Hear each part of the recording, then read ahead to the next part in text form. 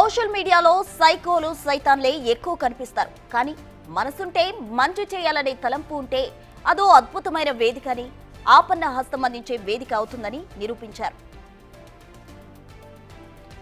రాజన్న సిరిసిల్ల జిల్లా ముస్తాబాద్ మండల కేంద్రంలో ఓ హృదయ విదారక ఘటన అందరినీ కరిచివేసింది. ఉండేందుకు ఇల్లు లేదు, రెంట్కున్న ఇంటికి శవాన్ని తీసుకెళ్లేందుకు వీల్లేదు. హాస్పిటల్ నుంచి వచ్చిన మృతదేహాన్ని అంబులెన్స్ లోనే ఉంచారు. ముస్తాబాద్ మండలానికి చెందిన చేనేత కార్మికుడు బిట్ల సంతోష్ అనారోగ్యంతో శుక్రవారం చనిపోయాడు. అద్దె ఇంటికి తీసుకెళ్లకపోవడంతో అంబులెన్స్ లోనే భార్య శారద, ముగ్గురు పిల్లలు రాత్రంతా చెల్లోనే ఉండాల్సి వచ్చింది. సంతోష్ గతంలో ఉన్న ఇల్లు శిథిలమవడంతో అద్దె ఇంట్లో ఉంటున్నారు.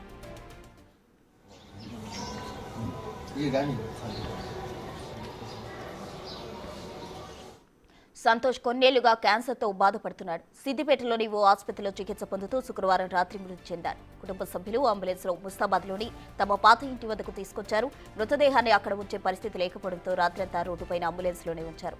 భార్య, ముగ్గురు పిల్లలు చలిలోనే బయట ఉండిపోయారు. వారి పరిస్థితి చూసి చలించిపోయిన గ్రామస్తులు కొందరు విషయాన్ని సోషల్ మీడియాలో పెట్టారు.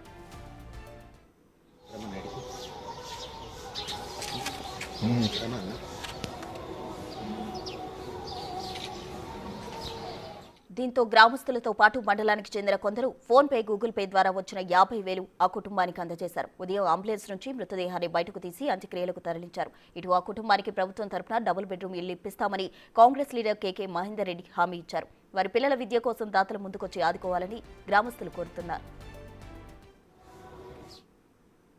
పిల్లలు, ఇద్దరు అమ్మాయిలు, ఒక అబ్బాయి ఉందామంటే నీళ్ళు లేని పరిస్థితిలో కిరాయికున్న చోట తను రాత్రి చనిపోవడం జరిగింది. హాస్పిటల్లో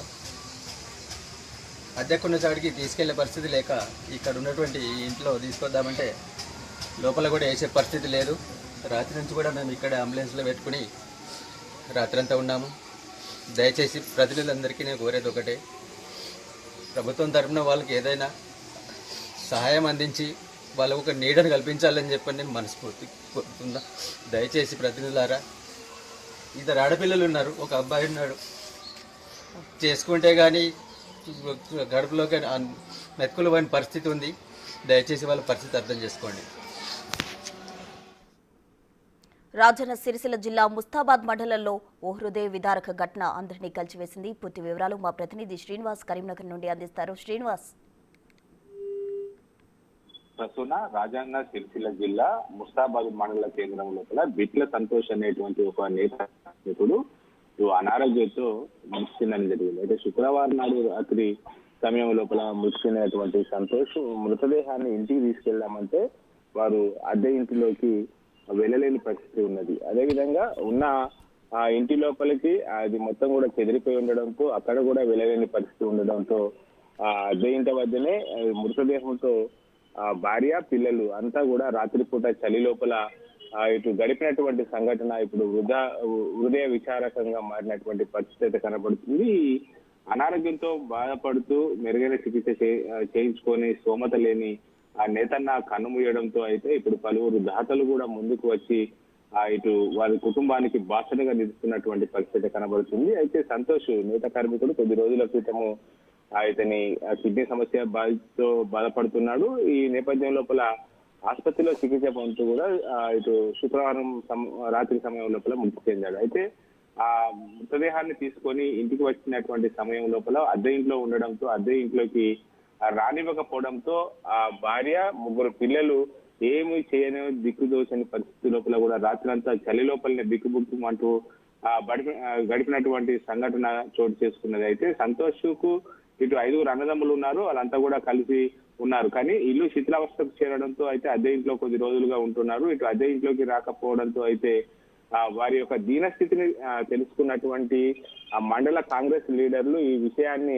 ఇటు సోషల్ మీడియా వేదికగా షేర్ చేయడం జరిగింది. అయితే దీనికి పలువురు దాతలు కూడా ముందుకు వచ్చారు. అయితే మండల అధ్యక్షుడు బాలరెడ్డి తన వాట్సాప్ గ్రూపులలో ఇటు ఫేస్బుక్ వేదికగా పెట్టడంతో దాదాపుగా 50,000 రూపాయల వరకు కూడా ఇటు ఫోన్ పే, గూగుల్ పే ద్వారా డబ్బులు కలెక్ట్ కావడం జరిగినది. అయితే ఇదంతా కూడా మొత్తం కూడా అంత్యక్రియలకు చేసుకోవడానికి ఆ డబ్బులు ఖర్చు పెట్టే ఆ కుటుంబానికి బాసటగా నిలిచినటువంటి పరిస్థితి కనబడుతుంది. అయితే ఆ కాంగ్రెస్ సిరిసిల్ల నియోజకవర్గ ఇన్ఛార్జ్ కేకే మహేందర్ రెడ్డి కూడా ఈ విషయాన్ని తెలుసుకొని వారికి బాసటగా ఉంటానని చెప్పి తెలపడం కూడా జరిగింది. ఆ పిల్లల చదువు కోసము వారికి ఎంత ఖర్చు అవుతే అంత ఖర్చు తానే భరిస్తారని చెప్పి ఆదుకుంటామని చెప్పి చెప్పడం జరిగింది. అదేవిధంగా ఇల్లు లేని దీనస్థితి లోపల ఉన్నటువంటి కుటుంబానికి ఖచ్చితంగా డబుల్ బెడ్రూమ్ మంజూరు చేస్తానని కూడా చెప్పడం జరిగింది.